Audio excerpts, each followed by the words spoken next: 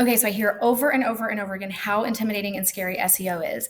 And I wanted to make this short video just to show you that you can actually get a really good jumpstart on your SEO all by yourself. You don't need to hire someone to do it for you. Squarespace actually makes it really, really easy to get a great jumpstart and help you understand exactly what all of the pieces are that go into building a great SEO and a great site presence so that your site is much more visible to Google and other search engines. So the first thing you're going to do is go into the back end of your website, go to settings. The SEO checklist used to be in the marketing tab. Now it's actually in settings.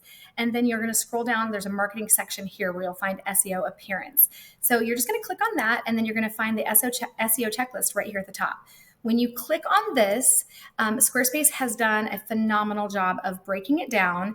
They basically are showing you, they're kind of giving you the science and the sociology behind why we do these things as well, but they're basically just walking you through the checklist. If you do all of these things, then you're really presenting yourself and kind of putting your best foot forward to Google and Bing and other search engines. So as long as you follow through this, and like I said, they give you really great step-by-step instructions. There's all sorts of links in here so that you can understand all of the different pieces that go into it. Obviously, if you don't want to do this, there are plenty of people like myself and my team and other designers that will do the SEO checklist for you, but really it's something that you should probably dive into and try to do this checklist a little bit yourself, because I feel like it will help you understand the process so much better.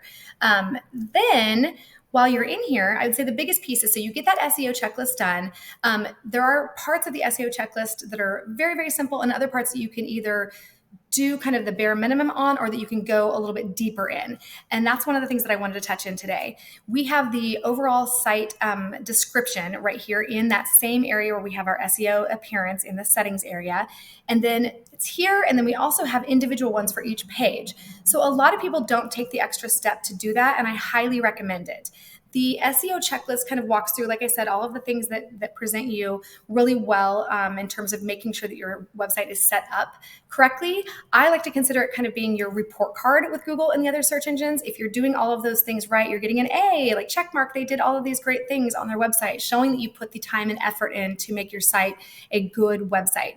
But there are ways that you can use, keywords and phrases and kind of dive deeper and give Google and other search engines more to look at and more to see. And that is by correctly doing your overall site description, and then also by doing the page descriptions. So that overall site description is in the settings SEO area, and then your page descriptions, you just click on the settings wheel for each of your pages, and you're going to see this SEO tab here. You can change your site title, and you can also change the description. So the important things to think about when you're doing both your main SEO description and also these page descriptions is you can change the site title. Mine originally, it's going to automatically default to whatever the page is. So for instance, this page is called Schedule One-on-One Sessions.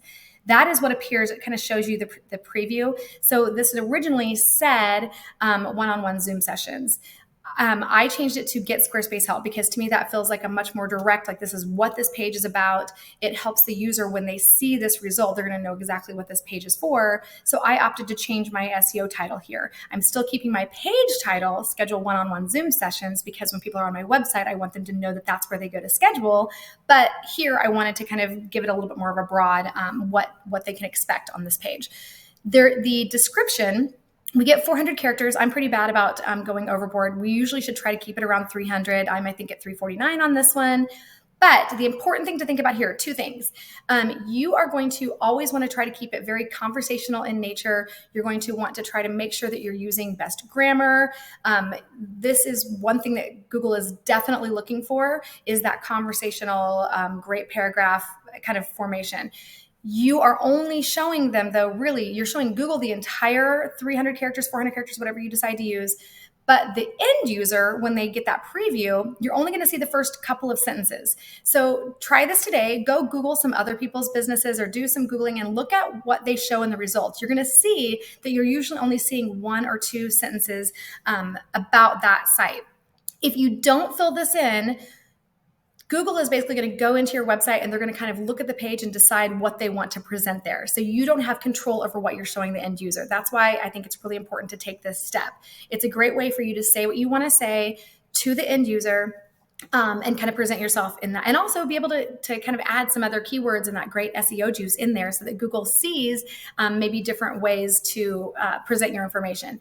So for me, I like to make sure that my first couple of sentences really are speaking directly to the person that's going to see the results. So if someone is searching and Google decides to show my result to them, I want the end user to see within those first couple of lines what sets me apart, or what this page is actually about.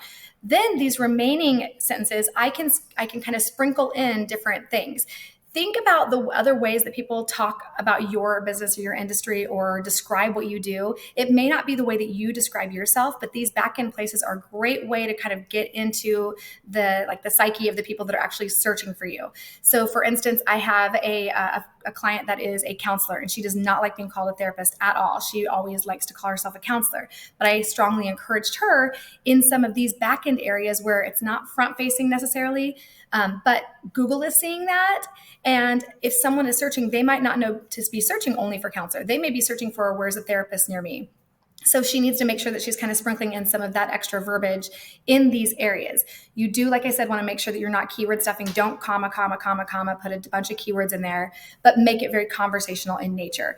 The other thing to think about is making sure that you match. Google is going to look to see that whatever you're describing on your page is or in this description is basically what's on the page as well. You don't want to just copy and paste it. That would be silly because you've already got the information there. Why would you just duplicate it here? It does no good.